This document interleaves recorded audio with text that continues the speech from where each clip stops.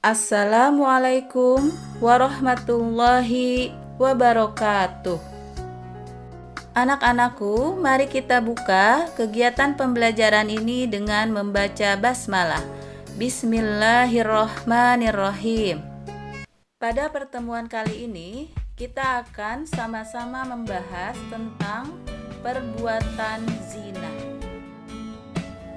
Nah, apakah yang dimaksud dengan perbuatan zina itu? Mari kita bahas bersama-sama. Zina adalah melakukan hubungan biologis layaknya suami istri di luar ikatan pernikahan yang sah. Bisa juga dikatakan sebagai tindakan menyalahgunakan kesucian alat kemaluan. Dalam Quran Surat Al-Isra ayat 32, Allah berfirman, A'udzubillahi minasyaitonirrajim, Bismillahirrahmanirrahim. Wala taqrabuz zina, innahu kana fahisyatan wa sa'a sabila. Dan janganlah kamu mendekati zina.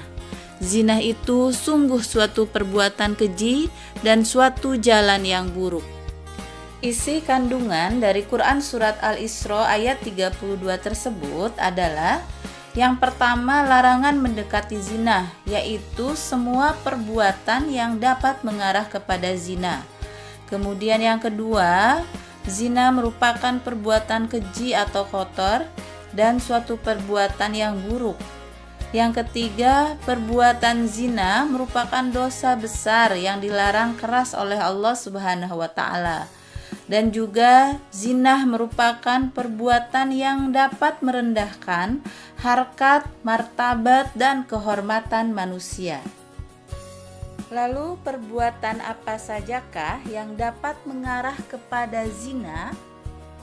Contohnya, berduaan dengan lawan jenis yang bukan muhrim, kemudian saling memandang satu sama lain, kemudian bersentuhan, berpelukan, dan perbuatan-perbuatan lain yang bisa menyebabkan terjadinya hubungan biologis, sehingga bisa juga sampai menyebabkan terjadinya hamil di luar nikah. Jika sampai terjadi perbuatan zina, maka Islam menetapkan hukuman bagi para pezina sesuai dengan Quran Surat An-Nur ayat 2. A'udzubillahi minasyaitonirrajim. Bismillahirrahmanirrahim. Az-zaniyatu waz-zani fajlidu kulla wahidin minhuma mi'ata zaldah wala ta'khudhukum bihima ra'fatun fi dinillahi in kuntum tu'minuna billahi wal yaumil akhir wal yashhad azabahuma ta'ifatam minal mu'minin. Di dalam Quran Surat An-Nur ayat 2 tersebut membahas tentang yang pertama, perintah Allah Subhanahu wa Ta'ala untuk mendera atau mencambuk pezina perempuan dan pezina laki-laki masing-masing 100 kali cambukan. Kemudian orang yang beriman dilarang berbelas kasihan kepada keduanya dalam melaksanakan hukum Allah Subhanahu wa Ta'ala.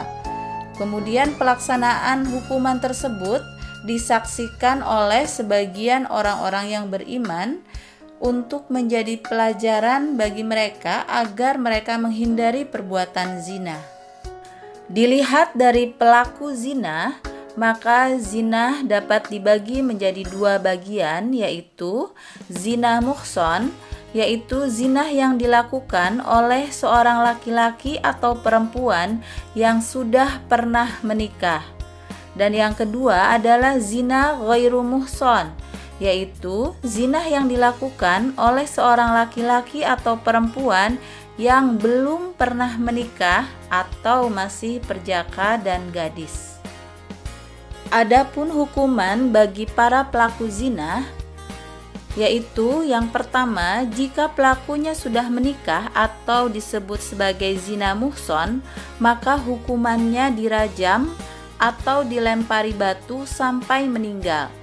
Kemudian bagi pelaku yang belum menikah atau al-bikr, atau disebut juga zina ghairu muhson, maka hukumannya dicambuk 100 kali dan ditambah dengan pengasingan selama 1 tahun. Anak-anakku sekalian, kita sebagai umat muslim dan muslimah, jagalah pergaulan kita, jagalah diri kita, sehingga kita bisa menjauhkan diri dan menghindarkan diri dari hal-hal yang bisa menjerumuskan kita terhadap perbuatan zina. Kita jaga kehormatan kita, dan kita tidak pernah setuju ataupun mendukung segala bentuk perbuatan yang menyimpang dan bisa mengarah kepada pergaulan bebas ataupun perzinahan. Anak-anakku sekalian, demikianlah pembahasan tentang perbuatan zina. Semoga kita semua terhindar dari perbuatan keji, khususnya perbuatan zina. Wallahu a'lam bishawab. Wassalamualaikum warahmatullahi wabarakatuh.